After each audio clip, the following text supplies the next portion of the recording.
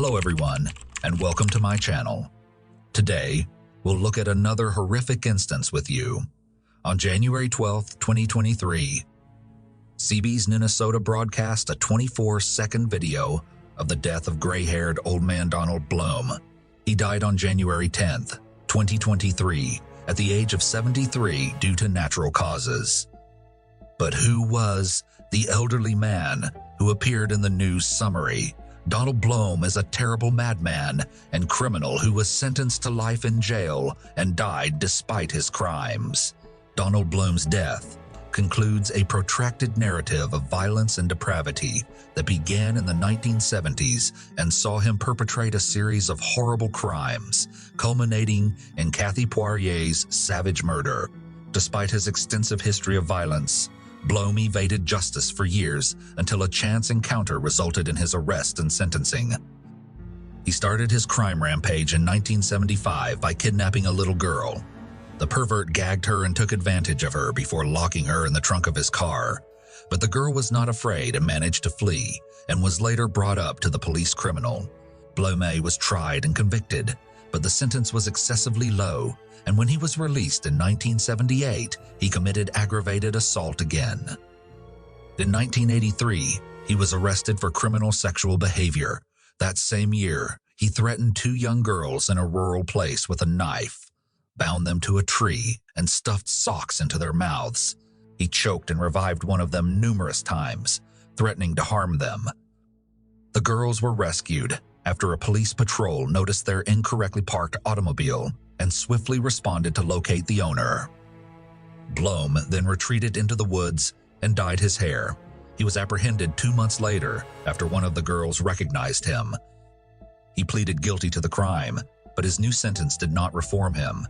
During an evaluation in 1992, the psychologist decided that without intensive supervision and surveillance, Blome would revert to antisocial behavior in the near future. Antisocial behaviors are actions that are detrimental or disrespect others' mental states, which is exactly the state predicted by the psychologist for Donald. However, Blome was able to change his name, find work, and marry. By May 1999, he had 6 felony convictions. 5 of them were for kidnapping and violence. But who is Donald Blome, and whence do regular men get their cruelty and drive to dominate others? Let's get to the bottom of it, because the explanation may lay in the man's unhappy childhood. Donald Alban Blome was born on February 5, 1949, in the state of Minnesota. He was an American by nationality. Blome had a difficult life because his father frequently mistreated him from a young age till he was a teenager. Donald Blome was already drinking heavily and demonstrating behavioral issues when he entered a reform school in 10th grade, where he frequently missed courses. The trauma of a violent relationship with his father is most likely what caused him to acquire behavioral and alcohol issues. This was especially noticeable as he hit puberty. But let's look at this scenario from the perspective of a psychologically healthy individual and consider where the chain of events that led to the man's abduction broke down. On May 26, 1999, Kaitlyn Porier worked the night shift alone at a service station convenience shop. After midnight, a store customer called the police to report that the cashier had left. Police officers who arrived on the spot discovered that the business was indeed empty. They reviewed the security footage and discovered a huge man grabbing Katie by the neck, leading her out of the store about 11:40 p.m. He wore pants, a backwards baseball cap, and a New York Yankees jersey with the number 23 on the back. The frail young woman was presumably dragged out of the business. Police questioned Catherine Honeck, an employee at the Subway restaurant next to the store where the girl disappeared. She stated that shortly before the Subway business closed at 10 p.m., she noticed a man acting abnormally. Honeck drove home after the store closed, and she happened to cross paths with the man who was leaving. She observed that the stranger was driving a black Ford F-150 pickup truck with an extended cab and white insignia on the side. The pickup truck circled the maintenance area many times before entering Moose Lake and stopping in the parking lot of a nearby cafe. Honeck also stated that Kathy's automobile remained in the parking lot when she left work. Using her description and partially recovered surveillance camera footage, A preliminary drawing of the kidnapper was created. He had long blonde hair and looked to be around 25 years old. A composite sketch was created from 4 witness statements and broadcast on local television and published in local newspapers, requesting information. While clues were being gathered, hundreds of individuals from throughout the state arrived to help search for Kathy Porier in the wooded area surrounding the station. Police utilized service dogs and helicopters, but discovered nothing. Kathy's posters appeared in numerous newspapers and on billboards around the region, transforming her case into a high-profile missing persons case. The local sex offender prison, which was near the business where Katie went missing, stated that all convicts had been located. The information presented was correct, absolutely ruling out a kidnapping by a fugitive felon. Police officers began searching for the car by license plate number and located Donald Blowham, but the truck in his driveway was white. The official search concluded on June 6, 1999, with no results, but numerous volunteers continued to look for the girl. They hoped that someone had witnessed something that would lead to the girl's return. Whether the offender was bold or foolish for daring to take the girl out of a store with a surveillance camera, police were looking for at least one more error he would make. The searchers focused on the area itself. After all, if the offender was in this very isolated region at night and returned to the business twice, he was likely to be quite familiar with the area, implying that someone saw the man prior to the crime. A search headquarters was set up at the Lutheran Church in Moose Lake, with staff members aiding with lead processing and volunteers passing out flyers describing Katie. On the wall were maps with huge crosses, indicating where searchers had already gone. However, despite many people's efforts and aspirations, Katie never showed up. The authorities sought the assistance of a sports personality after suspecting that the kidnapper could be an athlete or a fan of the New York Yankees team. 2 weeks have gone with no consequence. Police asked Minnesota Twins legend Paul Molitor to make a public service statement. Darryl Brown, who worked at the Minnesota Veterans Home, became aware of his attractiveness to Minnesotans around the state. On June 18th, he called the hotline to report his co-worker, Donald Hutchinson, who had just ceased driving his black pickup truck and was characterized as resembling a composite sketch. He had been away the day after the abduction and had just received a haircut. The investigation found that Donald Hutchinson was actually Donald Blome, who had a black pickup truck meticulously hidden in his garage. He also owned land 12 miles from the Moose Lake shop, where Kathy worked. Upon additional investigation, authorities discovered that Blome had been convicted of sex offenses, notably kidnapping small young girls like Katie. Detectives rushed immediately to obtain a search warrant. Agents from the Minnesota Bureau of Criminal Apprehension searched for Blome and discovered him and his family at a campground 140 miles outside of Richfield. Agents woke him up early in the morning to ask him questions. He was hauled in for questioning. A closer look found that Blome had purchased property in Moose Lake roughly 2 years earlier. Neighbors verified that he had been there frequently prior to Katie's kidnapping, but had not been since. Blome's supervisor at the veterans home stated that he was unaware of the man's criminal history, since he used the name Hutchinson. He claimed Blome was always alone and did not interact with others much. Following his arrest, Donald Blome was courteous and cooperative, but he refused to testify and requested an attorney. Meanwhile, authorities conducted a series of searches that left them shocked. Several artifacts were taken from Blome's residence, but no official statement was issued as to what they were or how they fit into the inquiry. Another search was carried out on Blome's 20-acre property at Moose Lake by about 100 National Guard personnel and several hundred volunteers. They marched many kilometers from his land into the woods, but when darkness fell, they were forced to depart. The next morning, the search was continued with fresh vigor, and Katie's mother expressed confidence that her daughter would be found alive. Some believed the girl was being detained against her will, but the sheriff was less optimistic. On the morning of the second day, searchers discovered bone fragments among the ashes in a fire pit on Donald Blome's property. They were brought to the lab for further examination, and to everyone's surprise, they were identified as bone pieces. A tooth discovered in the ashes was also sent to odontologists who specialize in dental remains. Dr. Ann Norlander, a certified forensic dentist, examined the tooth, which was both time-consuming and expensive. She realized that given the conditions used, any DNA that could have been recovered from the pulp of the tooth would have been destroyed. So she had to use other procedures. When she came uncovered what appeared to be a filling, she knew it was a human tooth and could identify whether it belonged to Katie. Dental fillings consist of an organic matrix and an inorganic filler. The biological matrix burns away, leaving behind particles of filler. This enables the analyst to identify a brand, or at least a collection of brands. Manufacturers utilize up to 50 different types of fillers, each of which will show up clearly on dental x-rays. The filling from Bloom's fire pit has the same composition as the fillings used for Katie. In addition, researchers identified it as tooth 18 and determined that it belonged to a young woman. It seemed quite likely that it had formerly been in Kathy's mouth rather than someone else in the region.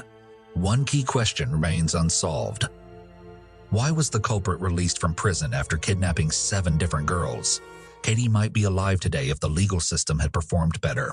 Blom, on the other hand, was able to alter his name and erase the mark of his criminal history, find work, marry, and adopt a new persona as cover to continue committing harm. Blom was charged with kidnapping and unlawful possession of a firearm, both of which are federal offenses. Bloom was prohibited from carrying a firearm due to his prior offenses. He was offered a plea arrangement, but he refused to talk. But then he changed his mind and stated that he was willing to testify on the condition that he call home. Blom made a heartfelt confession for 2.5 hours on September 8th. He stated that on May 26, 1999, he went fishing before driving home to Richfield. Later that evening, he went back to his home on Moose Lake. He stopped along the way to buy liquor and have a beer at a tavern. He noticed Kathy in the store as she was conducting business.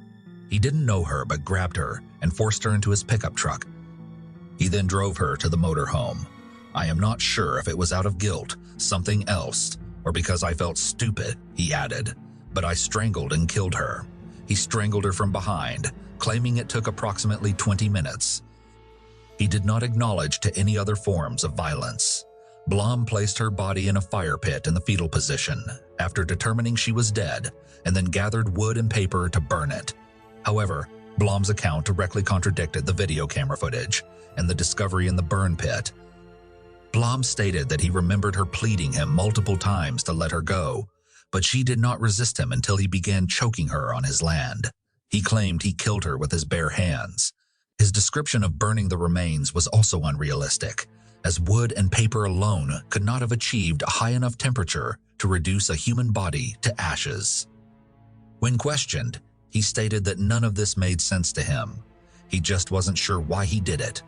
After the interview, Blom called 2 local television stations to report on what he had done and asked that the media leave his family alone.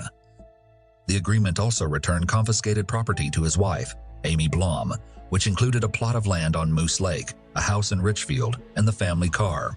The Porier family was devastated by the confession because they had hoped Kathy would still be alive.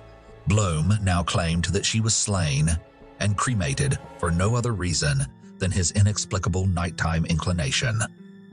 Blom quickly recanted, claiming that he produced a false confession because of the stress of solitary confinement and the medication he was taking. He claimed he was hallucinating and believed the only way out of the cell was to tell the authorities what they wanted to hear. But he was out of his mind, he maintained, and had no idea what he was saying. The plea agreement had been canceled, and lawyers for both sides were preparing for trial. There are various forms of false confessions, and people may spontaneously confess to something they did not do. This typically occurs in response to a high-profile case. Some people believe the interrogation would be too rigorous, so they rapidly submit to the temptation to confess.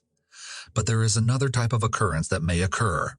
People may absorb police declarations of guilt and believe they have committed a crime in which they were not involved. The jury will now decide whether Blom truly confessed to perjury or recanted his statement.